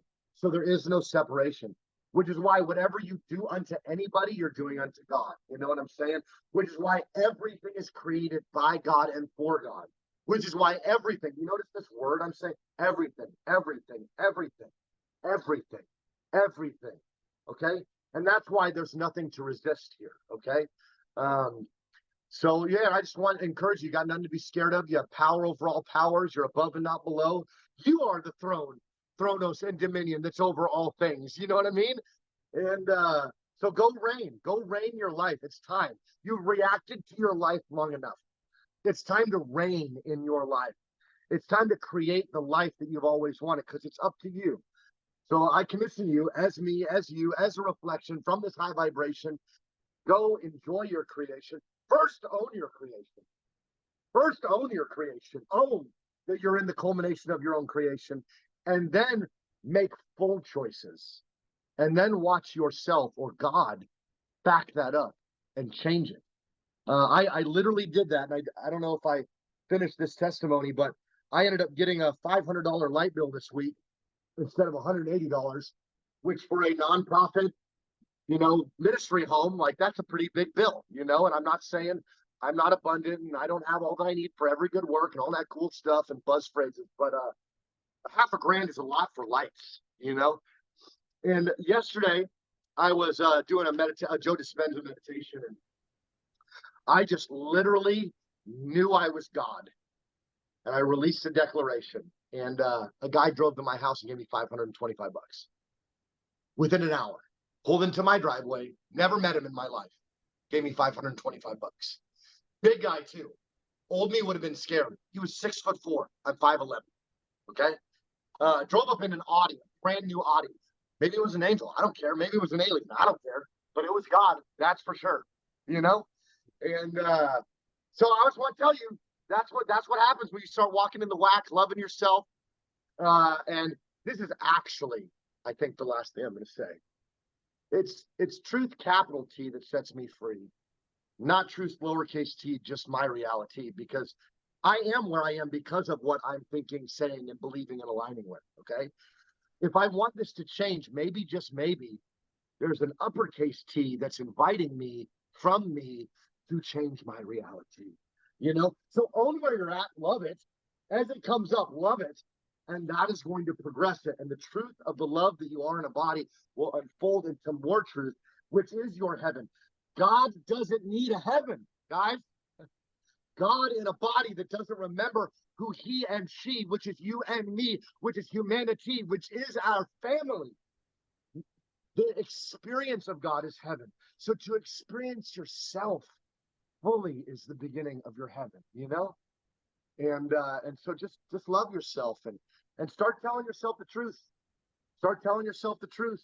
Yeah, God's not prideful. He doesn't need worship. Thank you so much. But worth and value of yourself is a really good idea. Worthship, And so thank you for your comment, but tell yourself the truth. I'll give you one example, and then I think I'm going to be done. I've had a lot of fun, but I think we're about at 2 hours, and I've held you hostage with love long enough, and I want some of you to start moving your body around. The pain actually has left your body because of you just being you, and you just being in the present moment, and that presence has healed you.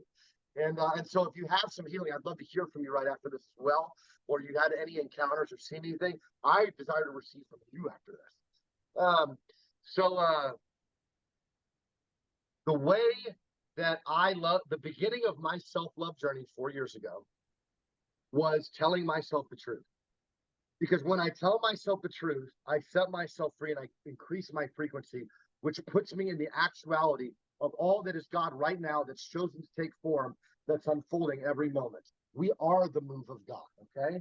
And so 3 days after my wife left me and my 2 kids for meth and another man in God's perfect plan, unfolding as her perfect truth into her next perfect truth, because there's nothing wrong with her past. It was also planned before the foundations of the world. I was laying in a meditation 3 days after, in the most pain I've ever been in my whole life. And Sadhguru looking guy with a turban comes into my meditation, like I can see him. And he is like, Daniel, why are you suffering? And I'm like, my wife left me. Like, it's all my fault. I cheated when I was in the motorcycle club, and I hate myself, and she cheated, and he goes, you're the creator. Suffering is a choice. Choose not to suffer. And then he disappeared. And I was like, fuck. Okay. So I did it. I just made a choice. And then all of the energy of creation and creator obeys me when I make a full choice. And the only reason it obeys me is because it's obeying love. Love is what gives me the privilege to, create in the massive measure that we get to create in from alignment. We're always creating. We're always sitting in the middle of it. But I'm talking about something out of nothing. I'm talking about, a fairy being formed, you know what I mean, in front of you, all the fun that Brian's talking about, And so I made the choice and I stopped suffering. And then shortly after that, I gave in to the temptation again of alcohol and drugs. And I'm talking about this past year, guys. You want to judge someone? I'm the one. I love you. I got drunk. I did cocaine. I smoked weed. I didn't love myself for 3 to 6 months after she left at all. And it showed through all my actions, my eating habits, the things that I would say. But I never stopped trying to help humanity, And about 6 months ago, this radical breakthrough began to happen, and this radical pursuit of self-love. And I want to just say this because it gets really, really belittled by all of us, and it probably still gets belittled by me. You are infinite dimensions, but for the sake of a point of contact for the human experience, you're a triune being on some level: spirit, soul, and body. If one of those legs on your table is not being cared about, do not wonder why you are unstable. Come on, guys. Don't wonder why you get scared or mad or judgmental or thinking you're right still. You know, oh, 1/3 of you is off. Yeah. Come on, man. So it's time. It's time to be like, this is literally God's church. All of this, really, but this is literally God's church and God's temple, you know? And I'm God, and so are you. And there's nothing that you have to do. So enjoy the journey. Have fun. You're the one, Neo. This is your matrix. And I'm just a reflection. And yeah, I think that's it. Brian just blessed me to start a program called Conscious Recovery, because there's nothing wrong with you. And I want to tell people that. I've started 3 recovery programs. I'm a licensed LCDC. I did 40,000 or what, all of the assignments and hours and all that stuff. It wasn't 40, it was like 4,000 hours or whatever. And I no longer am in an active license because I no longer work with anybody officially, but I work with everybody unofficially or officially by Love's Commission, you know, and which is probably a lot more official than what I was doing before. And I want to invite people that want to not need things outside of themselves to come with me. You know, I've successfully quit all nicotine, all pornography, all masturbation, all alcohol, all everything. I have 0 cravings. I'm totally free, and I want you to come with me if that feels beautiful to you. And yeah, so conscious recovery. I don't know if that's what we're going to name it, but it's going to be something cool. And we're going to name it. We're going to frame it. And we're going to aim our function, suffering, succotash, function at it, and our faith is going to create. And people are going to be totally recovered from a helpless state of body and mind called addiction. And then they're going to get addicted to themselves. And that's what I want, because that's heaven. All right. I think that's good. Over 2 hours. Was that okay?